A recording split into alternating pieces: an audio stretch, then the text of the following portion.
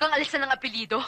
Aldrin, kahit na ikaw ang pinakamamahal kong tao, kinasusuklaman ko ang apelidong yan! Jenna, I'm sorry. I'm sorry.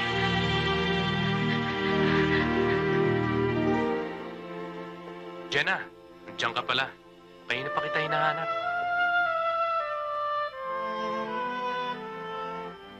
Aalis na tayo rito, Aldrin. Ano? Hinintay lamang kitang makauwi. Nung wala ka, inapi ako ng matanda. Hindi ko na iisa-isahin kung anong ginawa niya sa akin. Ayokong magsumbong sa'yo. Wala ka rin namang magagawa. Pwede ba? Tsaka na lang natin pag-usapan yan. Mamaya na lang. Ngayon Tara. na, Aldrin. Ngayon na.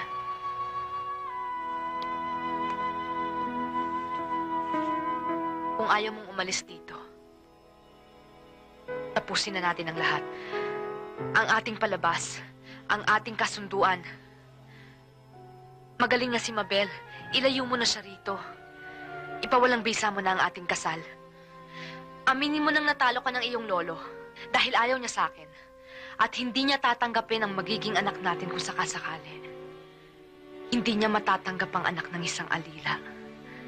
Kahit na ang batang yun ay anak ng isang Griego.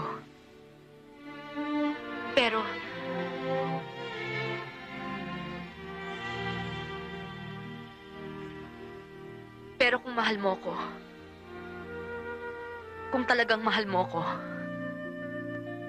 at kailangan mo ko bilang isang tao, isang kaibigan, isang asawa, makinig ka sa akin, Aldrin. Umalis na tayo. Sumama ka sa akin. Impyernong bahay na ito. Dahil ang matandang yan ay isang demonyo. Natatakot kang alisan ng apelido? Aldrin, kahit na ikaw ang pinakamamahal kong tao, kinasusuklaman ko ang apelidong yan! Jenna, I'm sorry. I'm sorry. May gagawin, Jess, Aldrin. Magdesisyon ka. Ang lahat ng ito, ang lahat ng naipundar ko, at ang lahat ng iwanan ko, sa iyo ko ipamamana. Pirmahan mo lamang ang mga papeles na yan. Gusto ko lang makasiguro na kahit isang sentimo ay hindi sasahid sa palad ng babaeng yan. Huwag niyo akong tutulad kay Mama at kay Papa. Kay Mabel. Aldrin, mamili ka. Siya o ako? Hoy! Hindi pa natatapos ang usapan. Hindi pa kita pinaalis. Kailangan tumistigo ka para malaman mong hindi ka niloko. Nasusuklam ako sa iyo dahil pumayag ka maging kasangkapan ng lalaking ito para mamatay ang aking lahi. Kung ikaw rin lang magbibigay sa akin ng mga apo, hindi mo pa sila naisisilang sa mundong ito. Itinatakwil ko na sila.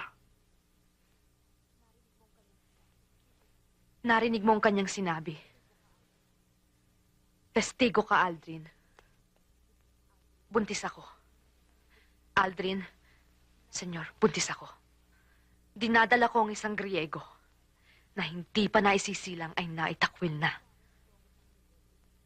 Naririto ang isang Griego na hindi magiging isang Griego kailanman. Sapagkat pagkasilang ko sa sanggol na ito, ang una kong ipagagawa sa kanya ay ang itakwil ang kanyang ninunong nagtakwil sa kanya. At habang siya'y lumalaki, ikukwento ko sa aking anak na ang kanyang ina ay isang alilang ang tanging kasalanang nagawa ay ang umibig sa kanyang amo. Ang kanyang ina ay inapi, pero lumaban. At sasabihin ko sa aking anak, mapalad siya.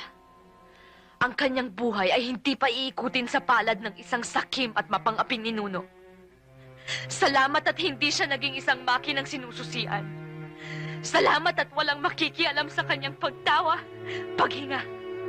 Walang makikialam sa pagkaba ng kanyang dibdib. Senyor Griego. Bakit, Senyor Griego?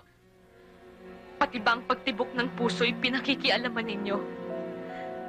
Bawat tibok, bawat pintig, pati ba pintig ng puso? Sa inyo ng lahat ang salapi at kalangyaan. Sa akin ang sanggol na ito! Sayang, Senyor Griego. Kahit ang tawa ng batang ito'y hindi ninyo maririnig. Sayang. Mauubos ang inyong kayamanan. Mamamatay ang inyong pangalan. Sapagkat itinakwil ninyo ang anak ng inyong apo.